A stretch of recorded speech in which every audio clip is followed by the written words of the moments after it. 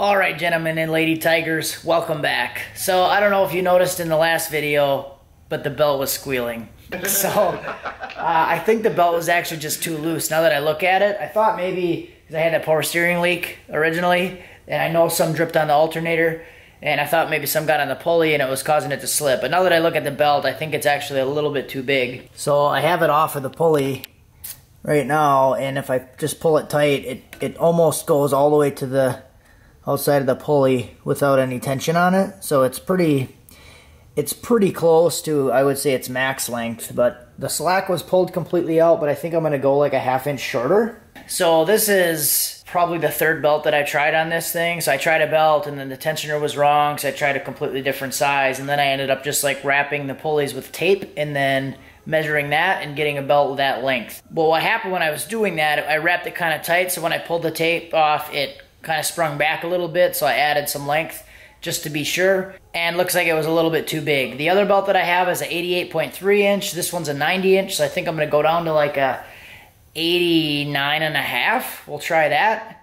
Pull a ½ inch of length out of it and see where that goes. If not, I'm just basically just running it back to O'Reilly's, and they're just giving me new belts because they know what I'm trying to do. So it works out pretty good. But the shitty part is that the belt goes around the upper radiator hose here. So basically every time I pull the belt off now, yeah, I'm gonna have to drain the radiator a little bit.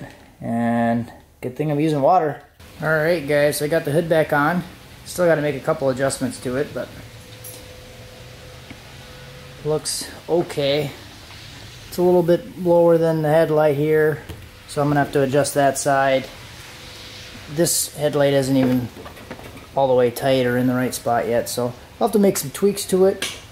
Not using the factory latch, I'm just using the hood pins now, so I had to get those all situated. Those are working fine and dandy. It is raining a little bit outside, but I think I'm gonna go take it for a drive. That's why I put the hood on, because it's raining and I want to go see if the belt is gonna squeal. Alright, so we're gonna take this thing for a drive. I haven't driven it yet, but I did rev it up to see if the belt was gonna make slipping noises.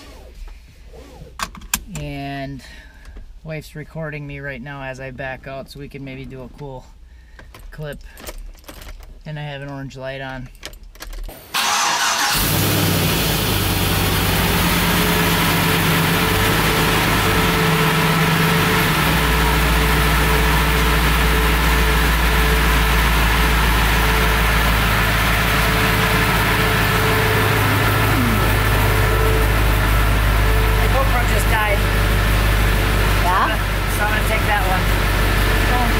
You have a headlight out.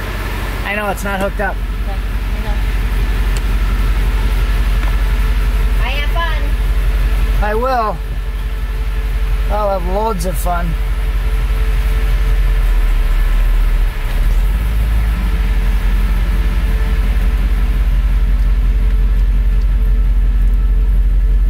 This is gonna be amazing.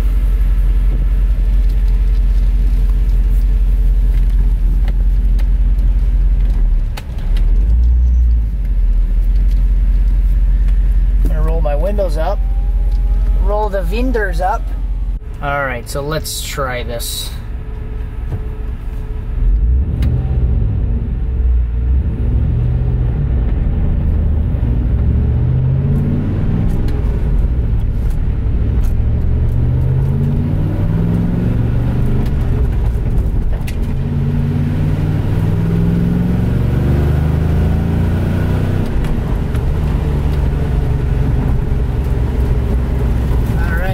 Slip.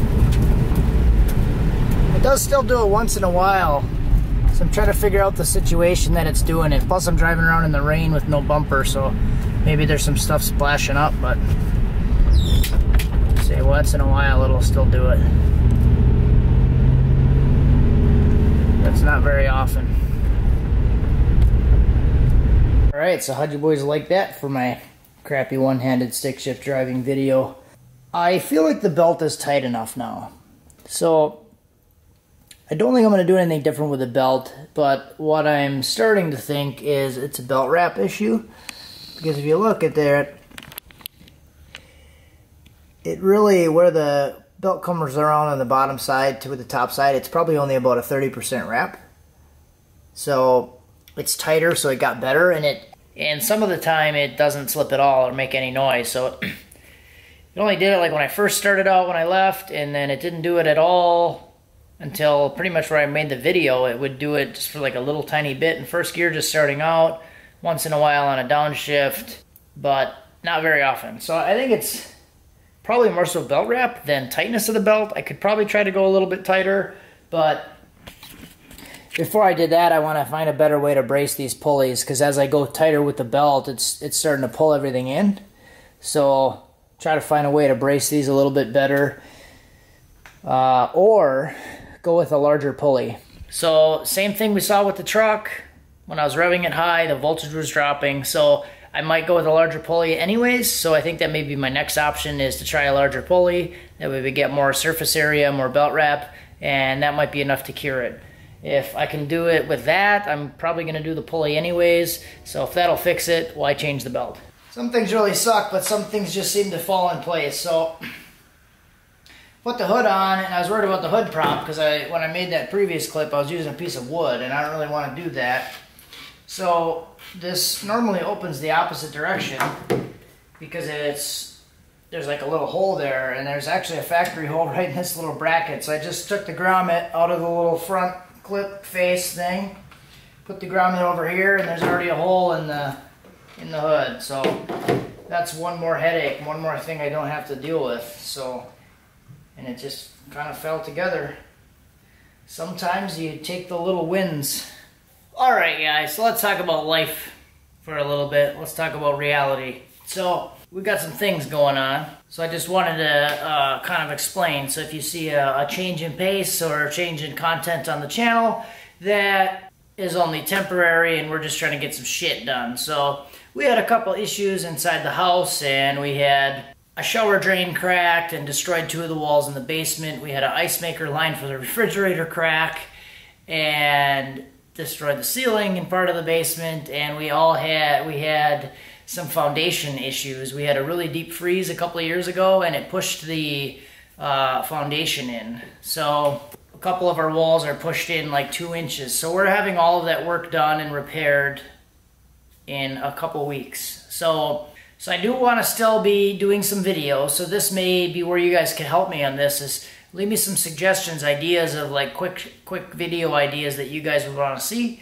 like a tech tip, a how-to, or something like that I could record in a short time and still get up. Because honestly, I spend probably 4 to 6 hours a day recording and editing the videos that I put up. So I want to try to do something that I can still get videos up for you guys while we're working on the house and not bore you to death at the same time. So we're having a company come in, and they're going to do the foundation work.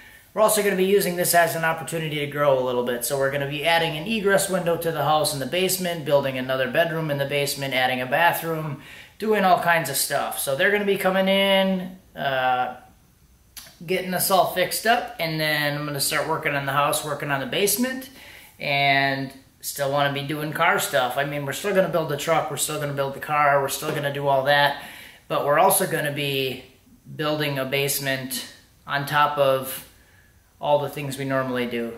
So our kids also go to a charter school. So the school that they go to school 2 days a week, and then we homeschool them the other 3 days of the week.